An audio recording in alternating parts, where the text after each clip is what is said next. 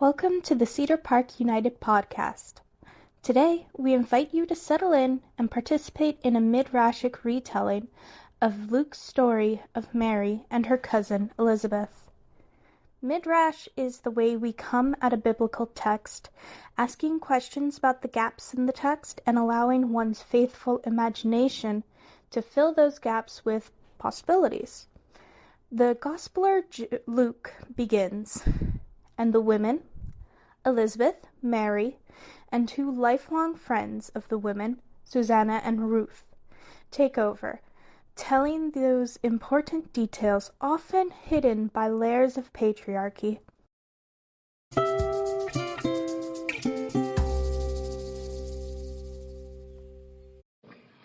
In the days of King Herod of Judea, there was a temple priest named Zechariah. His wife's name was Elisabeth. Both of them were righteous before God, living blamelessly all the regulations of the covenant of God. But Elisabeth had never been able to conceive, and both were getting on in years. Then, one day, when Zechariah's duties took him to the sanctuary of the temple to make offerings of incense, an angel of the Lord appeared. Zechariah was terrified, but the angel said, "Don't be afraid, Zechariah. Your wife will bear you a son, and he shall be a prophet of God, like Elijah. He will turn the people of God back to the ways of God." But Zechariah was incredulous. "Impossible," he declared. And for his disbelief, the angel told him he would become mute until all the promises of God concerning the birth of this longed-for son were fulfilled. Herod, the so-called Great, was king in Judea when Zechariah, my husband, met the angel Gabriel. Strange days they were. You'd think, given that Zach was a priest, he'd be used to angels, but really no one is, are they? Zechariah, a quiet man at the best of times, was now silent, spoke not a word to anyone for months. He stayed up into the night, burning oil we couldn't afford, to read the scroll of the prophets. Elijah became his obsession. That wild prophet of the wilderness, eating locusts and wild honey. I'd no clue why, but he kept looking at me with tears in his eyes. Joy? Fear? Awe? I'd no clue. He couldn't say anything. Anyway, just after the angel visited him, the unthinkable happened to me. All my adult life I'd longed for a child, but it was not to be. I'd become resigned to the role of town crone. Poor Elisabeth. Aunt to the neighborhood children, mother to none. Then it started.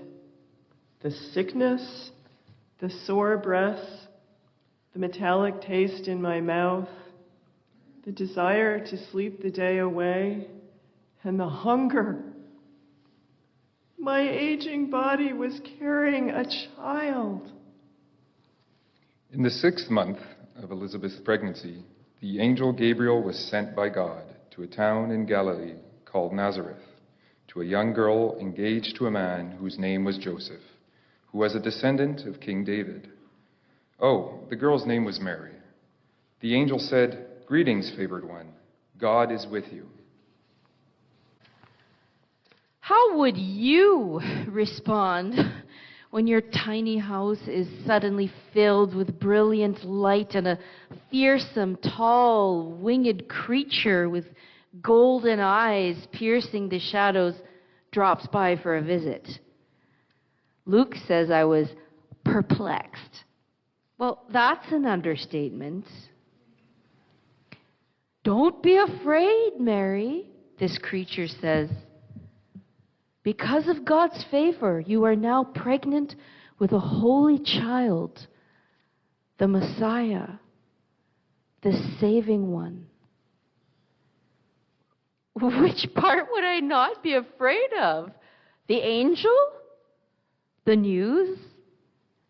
The impossibility? Take your pick. I didn't know what to do. Do you know what to do when visited by angels? Well, you nod, piously kneel on the ground, and hope to goodness they head back heavenward without doing anything awful to you. And yet, somehow, from deep within my soul, all the hopes and fears of my people seemed to swell up inside of me, and the word yes bubbled up. I said, yes, and I meant it. Let it be as you say. I still can't tell you what happened or how. And frankly, does it matter? Maybe to some it matters, but I'm not sure it matters to God. To God, any child's a miracle. Humans sharing in God's creation of something new and beautiful is always a miracle, if you ask me. I told my mother.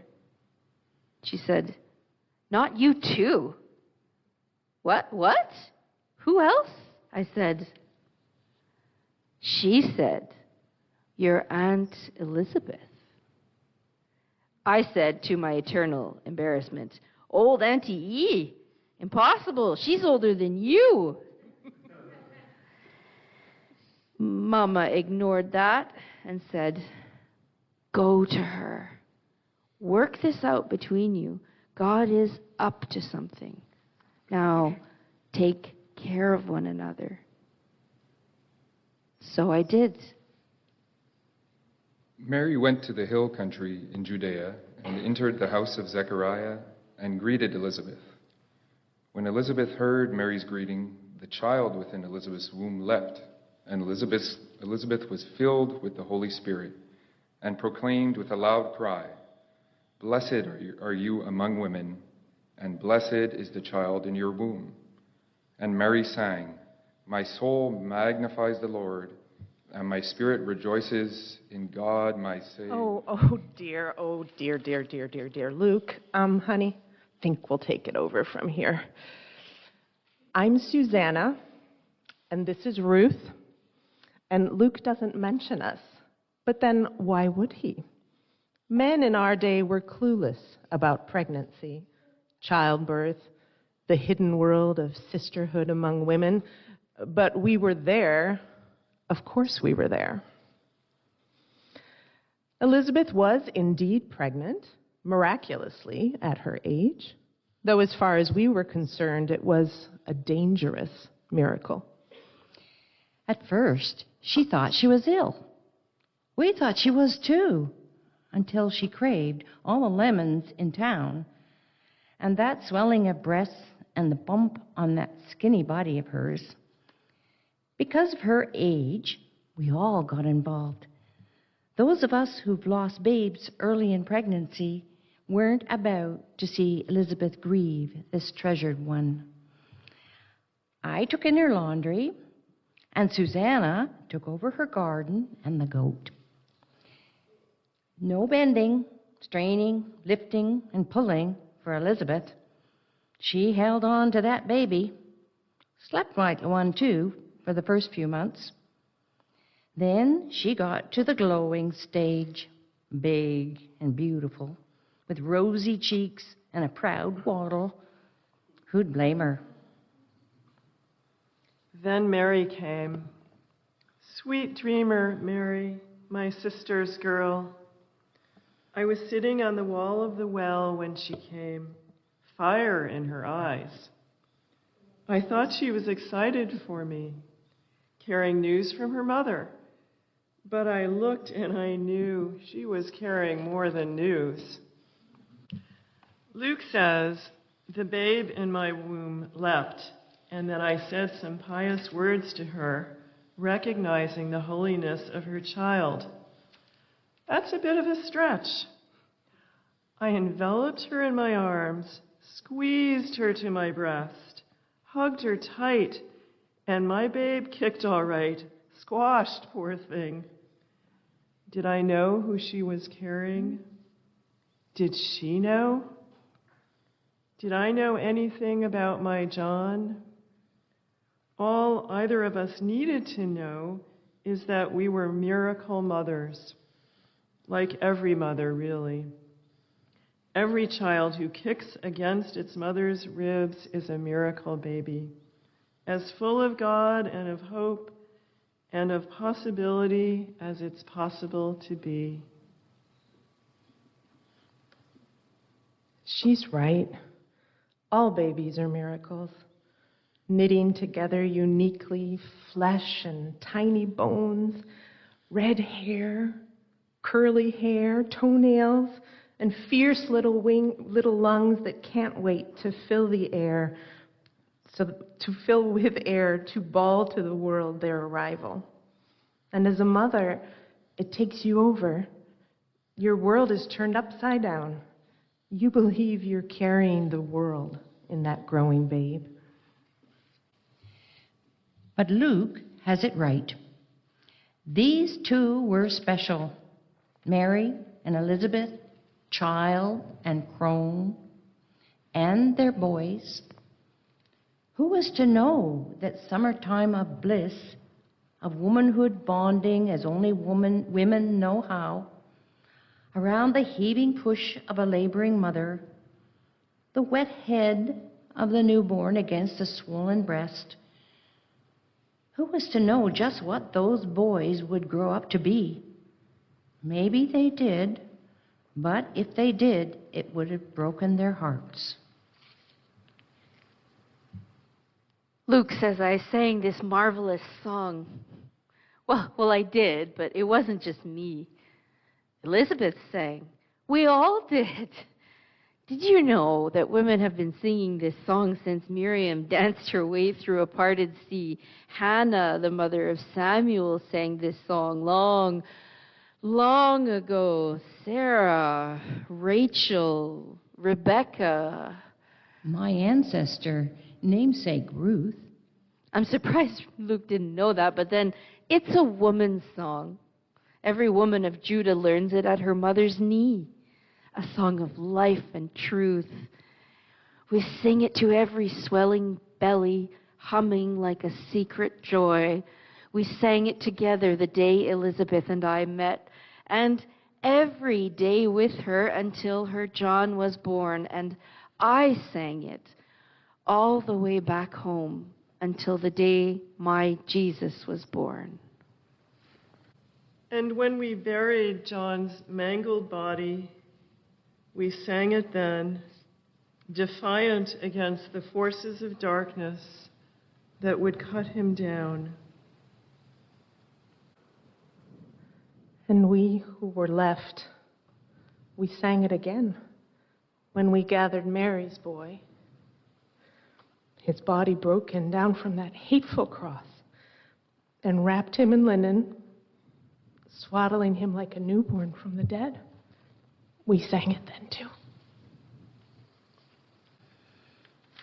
Because it's true, all of it. For John, for Jesus, and every time a child is born, God knows. And so do we. The world is about to turn. Sing it with us, will you? Now and whenever your world turns dark. Sing it with your sisters, and sing it with your brothers. Sing it with your parents, and sing it with your children. Don't let anyone silence this, our song, your song. For with it, in every generation, the world can be reborn.